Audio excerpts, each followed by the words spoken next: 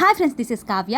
చార్మినార్ అంటే మనందరికీ గుర్తొచ్చేది బ్యాంగిల్స్. అలాంటిది బ్యాంగిల్స్ షాపింగ్ చేయకుండా ఎలా వెళ్ళిపోతాం చెప్పండి. ఇక్కడ మనకి 50 రూపీస్కే బ్యాంగిల్స్ దొరుకుతున్నాయి. ఇంకా మనం ఆగుతామా, ఇంట్లో వాళ్ళందరికీ తీసేసుకుందామని చెప్పి వెతుకుతున్నాను.